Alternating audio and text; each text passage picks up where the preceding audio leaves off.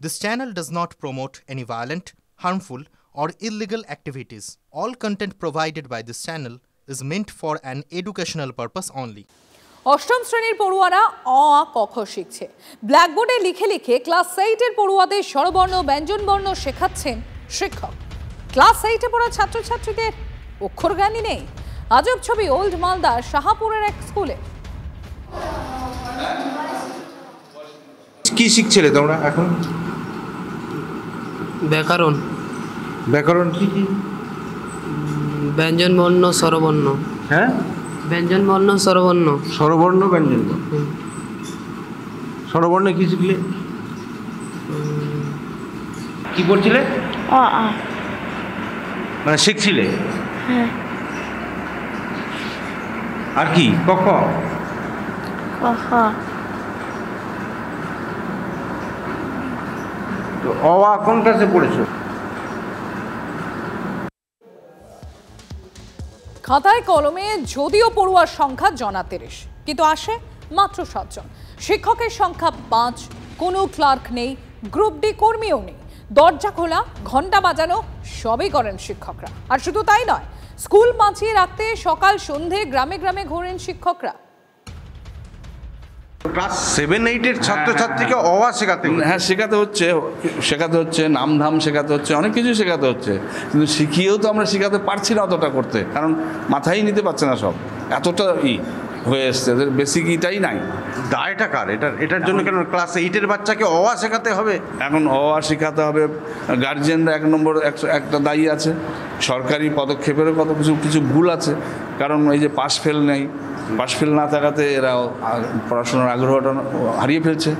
Class 5 থেকে যারা যে সমস্ত আমাদের 5-এ ভর্তি হয়েছে, ওরা এমনই একটা জানেন, ওদের ব্যাপারটা হচ্ছে অ আ ক খ জ্ঞানটা না, ওদেরকে যে আমরা শিখাচ্ছি কিন্তু ব্রেনের মধ্যে ওদের নিতে পারছে না, অ উল্টো করে লেখে। আমাদেরকে আরও চেষ্টা করতে হবে, আমাদেরকে মানে আস্তে আস্তে, কিন্তু সব থেকে সর্বোপরি কি, একদিন স্কুলে আসে 4 দিন আসে না, স্কুলে তারা কন্টিনিউয়াস আসে না, যার ফলে পড়াশোনাটা একবারে পিছিয়ে পড়ে। ছেলে মেয়ে পড়ে মানুষ হোক, এটা ইচ্ছা ওদের নেই আমার মনে হচ্ছে। যেটা শুধু স্কুলে যে সুবিধাটা মমতা বন্দ্যোপাধ্যায় দিচ্ছেন সেটা গ্রহণ করার জন্যই ওরা যাচ্ছে। স্কুলের সুবিধা বলতে বইপত্র পাচ্ছে, স্টাইপেন্ড পাচ্ছে, খাবার পাচ্ছে, হ্যাঁ, দুপুরবেলার, সেটার জন্য যাচ্ছে, অভাবের জন্য হয়তো যাচ্ছে, স্কুলে পাঠাচ্ছে, কিন্তু লেখাপড়াটা তাদের কাছে মুখ্য নয়, এটা গৌণ হয়ে যাচ্ছে।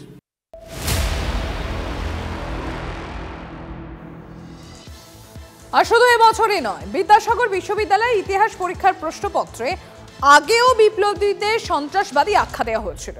2023 সালে সেই প্রশ্নপত্র TV9 বাংলার হাতে, দেখুন দেখাচ্ছি আমরা। বিশ্ববিদ্যালয়ের রেজিস্ট্রারের সাফাই, সেই সময় বিষয়টি নজরেই আসেনি। নজরে এলে 2025-এ এমন ঘটনা ঘটতো না। ইউজিসির বোর্ড অফ স্টাডিজের সেক্রেটারি দেবকুমার বিশ্বাস এ বিষয়ে মুখ খুলতে নারাজ। 2023 সালেও তিনি একই পোস্টে বহাল ছিলেন।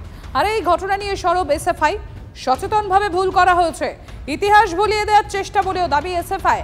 ঘটনার কথা স্বীকার করে নিয়ে 2023 সালের প্রশ্নপত্রে একই ঘটনা নিয়ে নিন্দা করেছে তৃণমূল ছাত্র পরিষদের বিদ্যাসাগর বিশ্ববিদ্যালয় ইউনিটের যারা সদস্য রয়েছেন তারাও। সম্প্রতি বিদ্যাসাগর বিশ্ববিদ্যালয় ইতিহাসের 6ষ্ঠ সেমেস্টারের প্রশ্নপত্রে বিপ্লবীদের সন্ত্রাসবাদী বলে উল্লেখ করার যে বিষয়টি সামনে এসেছে, তাকে অসাবধানতাবশত অনিচ্ছাকৃত ভুল বলে সাফাই দিয়েছে বিশ্ববিদ্যালয় কর্তৃপক্ষ। কিন্তু কিভাবে বারবার ঘটছে এই একই ভুল? 2023 সালে আবারও একই রকম প্রশ্ন হয়েছিল, যেখানে সন্ত্রাসবাদী বলা হয়েছিল স্বাধীনতা সংগ্রামীদের। তারপরে 2025 সালে একই প্রশ্ন, এবং সেটা মিডিয়া সহ সমস্ত জায়গায় আসার পরে এনারা একটা ক্ষমা টমা চেয়ে একটা স্টেজ মেকআপ দেওয়ার চেষ্টা করছেন, যেটা পরিষ্কার কথা আমাদের।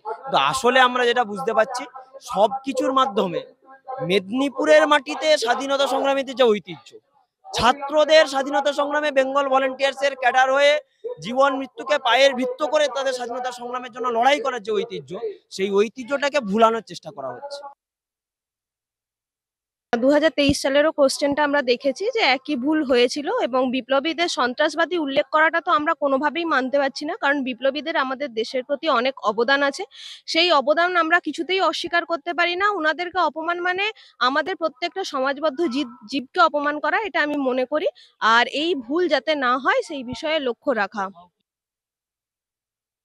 সেই সময় তো আমাদের কারো নজরে আসেনি। আজকে যে প্রশ্নটা নিয়ে বা যে ইস্যুটা নিয়ে তোমাদের সবার চিন্তা, আমাদের সবারই চিন্তা, যে নিয়ে আমরা বিশ্ববিদ্যালয়ের পক্ষ থেকে দুঃখ প্রকাশ করেছি, আমাদের ভুল আমরা স্বীকার করেছি, এবং সেটা মাননীয় উপাচার্য মহোদয়, যিনি বিদ্যাসাগর বিশ্ববিদ্যালয়ের সর্বোচ্চ স্থানে বিশ্ববিদ্যালয়ে আসেন, তো উনি যখন সেই প্রশ্নের উত্তর দিয়েছেন, তারপরে তার অন্য কারো উত্তর দেওয়া।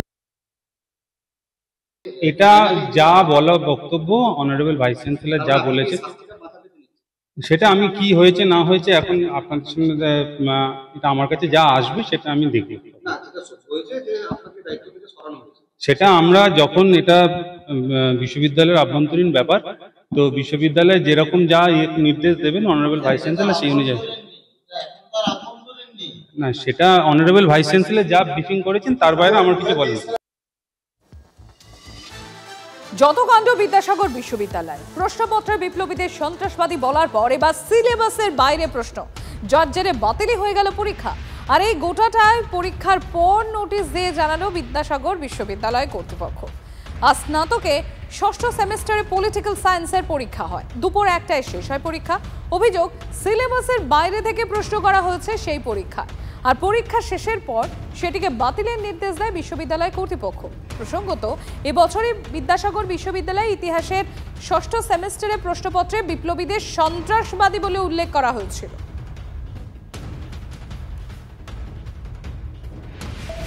ঝাড়খণ্ডের দিকে নজর রাখে। ঝাড়খণ্ডের খুন্তিতে সেখানে ব্রিজ ভেঙে বিপত্তি, ভাঙা ব্রিজ দিয়েই চলছে ঝুঁকির পারাবার। ঝাড়খণ্ডের দিকে যদি আমরা নজর রাখি, সেখানে খুন্তি, সেই খুন্তিতে ব্রিজ ভেঙে বিপত্তি হয়, ভাঙা ব্রিজ দিয়েই চলছে ঝুঁকির পারাবার।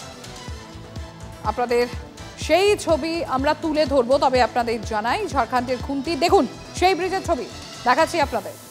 ব্রিজ ভেঙে বিপত্তি, ভাঙা ব্রিজ দিয়ে চলছে ঝুঁকির পারাবার, দেখুন সেই ছবি।